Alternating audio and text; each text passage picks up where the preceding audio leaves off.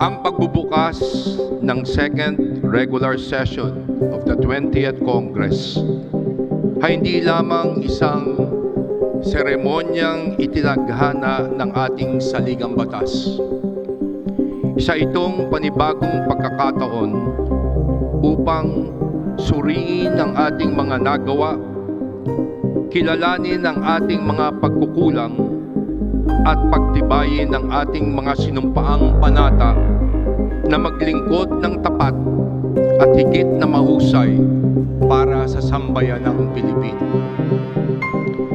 Nandito po ako sa inyong harapan hindi bilang speaker, kundi bilang mamamayang Pilipino, kasama ko ang buong kapulungan na sa mga panahon ng mga pagsubok, damang-dama po natin ang pinagdaraanan ng ating mga kababayan.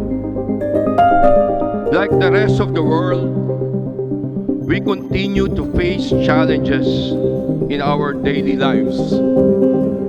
President Ferdinand Bongbong Marcos Jr. has mobilized the entire government to provide our people with the support they need to overcome these issues. Under his leadership, efforts are underway to address inflation, crime, and corruption. Sa lahat ng ito, katuwang ng ating Pangulo ang kapumulungan ng kinatawan. Kaya naman po, bago natapos ang first regular session, minabuti natin na ipasa sa lalong madaling panahon ang Kalinga Act dahil sa pagtutulungan at pagkakaisa ng inyong mga kinatawan at ng ating mga kawani, nakapagpasa tayo ng 163 bills kabilang ang 26 LEDAC priority bills. Kasama po dito ang pagpapatibay ng National Nutrition Program at mga reforma sa 4Ps. Naipasa rin ng Kamara ang mga panukalang magpapalawak sa access at dekalidad sa edukasyon, kabilang ang mga reforma sa government assistance to students and teachers in private education, ang mga amyenda sa Universal Access to Quality Tertiary Education Act at ang Presidential Merit Scholarship Program. The 20th Congress has also tackled and passed measures that involve the use of technology and the internet to safeguard our youth. Lubos na nakakabahala po na ang ating kabataan ay na-expose sa karahasan, kabastusan, at iba pang sensitibong content na nakakalason sa kanilang murang kaisipan. Sa kasamang palad, maging tayong mga matanda ay hindi na ligtas sa mga maling impormasyon na nagiging sanhi ng pag-aaway at pagkakawatak-watak. Huwag po sana nating hayaan na ang ingay ng social media ang humubog sa ating paniniwala. Pairalin natin ang katotohanan kaysa fake news. Pag-unawa kaysa galit at pagkakaisa kaysa pagkakahati-hati. Ang demokrasya ay nananatiling matibay kapag ang mamamayan ay sapat na may kaalaman at bukas ang pag-iisip. Para mabigyan ng solusyon ang mga pangambang ito, pinasa po natin ang Digital Media Anti-False Information Act at ang Child Online Safety and Protection Act of 2026. To complement these measures and to further protect our youth, I, together with Majority Leader Sandro Marcos and the rest of the members, filed House Bill number 9965 or the Children's Social Media Safety Act na nagbabawal sa mga menor de edad under 13 years old sa paggamit ng social media.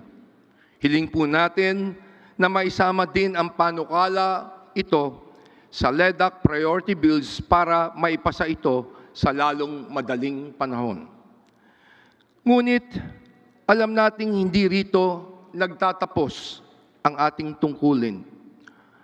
Let us make sure that these laws are translated into programs that are effectively implemented so they truly improve the lives of our countrymen. Sa ating second regular session, itutuloy natin ang pagtatrabaho para maisulong ang mga reformang direktang tutugon sa mga pang-araw-araw na suliranin ng ating mga kababayan. Prioridad nating maipasa ang Rice Industry and Consumer Empower Act upang mapababa ang presyo ng bigas at mapalakas ang suporta sa ating pong mga magsasaka. Ang mga amyenda sa Universal Healthcare Act upang maging dekalidad at abot kamay ang serbisyong pangkalusugan. Ang Kadena Act upang mas maging bukas at transparent ang paggamit ng pondo ng bayan. At ang Cyber Security Act which aims to protect every Filipino from the threats of the digital space. Habang humaharap ang ating bansa sa samot-saring hamon, kailangan ng ating patuloy na pagtutulungan upang tayo ay maging kaagapay ng taong bayan sa pag-abot ng mas magandang bukas. It is in challenging times like this that our people need their representatives more than ever to house and shelter their most important dreams. Patunayan po natin sa ating mga kababayan na tayo ay isang kongresong tumutupad sa ating tungkulin. Sa pagbubukas muli ng sesyon, panghawakan po ninyo ang aming panindigan na patuloy nakikilos ng masigasig, makikinig ng mas taimtim at maglilingkod ng may pananagutan. However, more importantly, for our country to really move forward, we must never lose sight of what has always been our greatest strength, our Filipino core values. Ito ang ating lakas, ang tunay na kayamanang dapat nating pangalagaan at ipagmalaki. Ang pinakamalaking panganib po ay kapag hinayaan nating mawala ng ating pagpapahalaga at pagkalinga sa isa't isa when we stop caring for our fellow Filipino. Tayo po ay pinalaki ng ating mga magulang at naisabuhay ang mabuting asal, ang paggalang sa kapwa at sa ating mga nakakatanda, ang pananampalataya sa Diyos, ang pagmamalasakit sa mga nangangailangan, at ang pagbibigay ng karangalan sa bawat tao anuman ang kanyang katayuan sa ating lipunan. Huwag po tayong mapagod umunawa. Huwag po tayong mapagod tumulong sa ating kapwa. Katulad po ng nasabi ni Pangulong Ferdinand Marcos Jr. sa kanyang talumpati noong araw ng kalayaan, ang sabi niya, huwag tayong mapagod mahalin at ipaglaban ang ating inang bayan.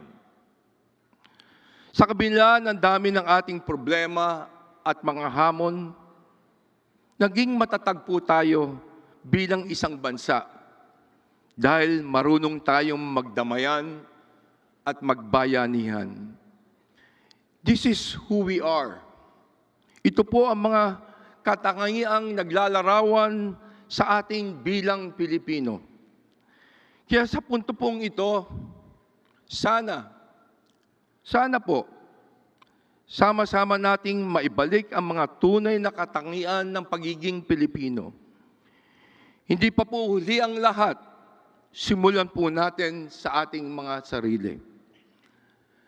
Sa bawat magulang na magtuturo ng tamang asal sa kanilang mga anak, sa bawat gurong uhubog sa talino at ugali ng kanilang mga estudyante, sa bawat kabataang nagbibigay galang at mag-aaral ng mabuti, sa bawat manggagawang gagawin ng buong puso ang kanyang trabaho, sa bawat negosyanteng magiging patas sa lahat ng mga manggagawa, sa bawat opisyal na maglilingkod ng tapat, sa bawat responsableng mamamayan na susunod sa ating mga batas, at sa bawat mamamayang makadiyos na patuloy na magmamahal at magmamalasakit sa kapwa Pilipino.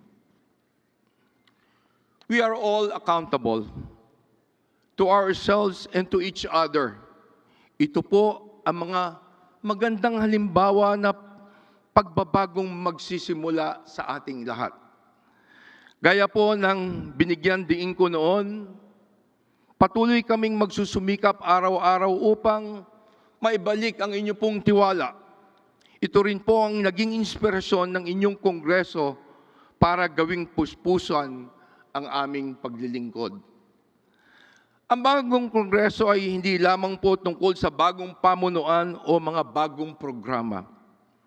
Kasama po ang iba't ibang mga kinatawan ng bulwagang ito, handang kaming tanggapin ang hamon na magtaguyod ng isang panibagong pamantayan ng paglilingkod, a new standard for public service. Ang tunay na bagong kongreso ay isang kongresong nagsisilbi ng may dangal, may malasakit, may malalim at mas mataas na pagkilala sa bawat Pilipino. Sama-sama po nating ipaglaban ang panatang ito. Magtulungan po tayo nang sa gayon ay maipamana natin sa susunod na henerasyon ang isang bagong Pilipinas. Mabuhay ang bagong Kongreso, mabuhay ang Republika ng Pilipinas, at mabuhay ang sambayanang Pilipino. Maraming salamat po.